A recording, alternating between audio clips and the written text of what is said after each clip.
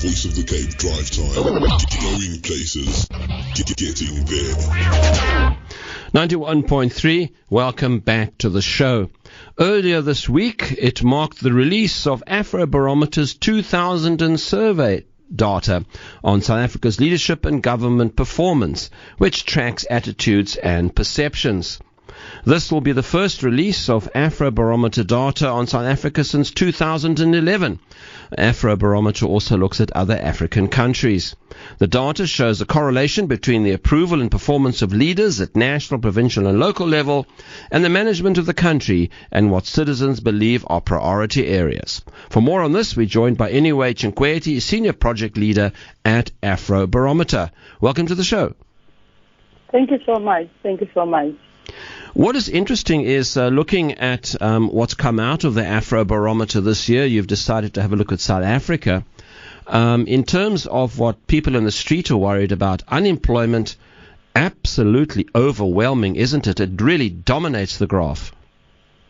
Yes, definitely. It's actually coming out as one of the most serious problems that South Africans are highlighting and that they say require government action. So it's actually not just in 2015 that unemployment is being mentioned. In 2011 as well, 4 years back, 70% of South Africans also said unemployment is a serious issue, and we also have crime and housing as the top three. Yeah. I mean, what is interesting is that if one goes right down the graph, AIDS only at 4%, food shortage only at 3%. There are lots of hungry South Africans. Discrimination, inequality only at 2%. It's interesting, isn't it, when you think that some of them would come higher and they actually end up very low down in the ratings. Yeah, I totally agree with you.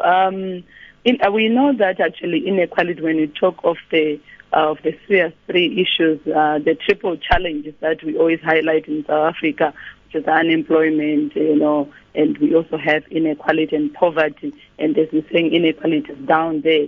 It seems that this has been the trend. Even in our 2011, inequality was a bit down, but I believe that this might not be really an indication that it's not an issue in South Africa, because when you also check some of when you moved on to analyze what, in terms of government performance, we see, a huge majority of South Africans saying the government has failed to reduce the income gap, which is actually a problem for them.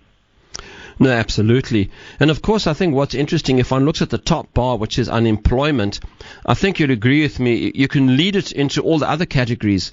If there was employment, crime and security would go down. If there was employment, people would be able to afford houses, and not a question of government supplying houses. Yes, definitely, absolutely, yes, absolutely. And actually what's really is also surprising and something that is unique for this particular round is that for the top 6 issues that were highlighted in 2011, they remain largely unchanged. But what has happened in terms of ranking, education, which was ranked number 6 in 2011, apparently now it appears on number 4. I think for us it also points to the issue that this is an area that the government really needs to handle as well. You talk of, the current actually national students protest. So I think this also points to what's really happening in our country. The survey, though, was conducted between September and October, just before the protest, but actually it's an indication that this is a serious problem within South Africa. In fact, I would say that the education numbers are a flag, if anything. In fact, one could even perhaps be as bold as to say that your figures here predicted what has happened already at the end of this year. Yes, definitely, absolutely, yes. And what's also important to note is that, so these are a summation of 3 responses. So when you ask citizens to mention the issues that they want the government to resolve, we give them up to 3. So when we look at this figure, and already if you go to our Afrobarometer website, we've actually uploaded these documents. It's actually a summation of those 3 aspects. So we're saying 71% mentioning unemployment. We add up the 3 different responses. Now, just quickly, as we start to run out of time, another part of the research was elected leaders' approval ratings, and premiers pretty much the same. A local councillors, not much difference. MPs goes from 42 to 54%, and the president is the person who takes a hammering in the figures. Yes. Really, it's actually surprising. That's actually the trend now. So significant loss in terms of job approval for the president, and it was just not for job approval. When we also moved on to check, trust in the president, it has really gone down this time around as well as corruption. Perceptions of corruption in the president. Our data showed that it's actually at its highest since 2000. So a wide range of issues, decline in public trust from 64% that was registered in 2011 to 36%, almost halved in 2015. Decline in trust of the president, again at its lowest, 62% in 2011 and apparently 34%. So a lot of issues, I think, has really happened. I would also want to say that maybe, in terms of the Nkandla issue, they might have also impacted negatively on approval of the president and trust and perception of corruption within the presidency.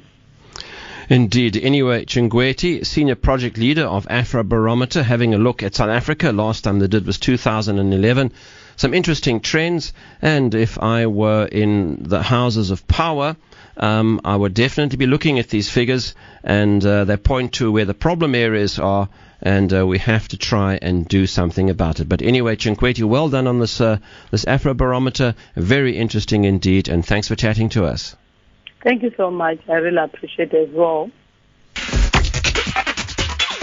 This is Voice of the Cape Drive Time. Going places, getting there.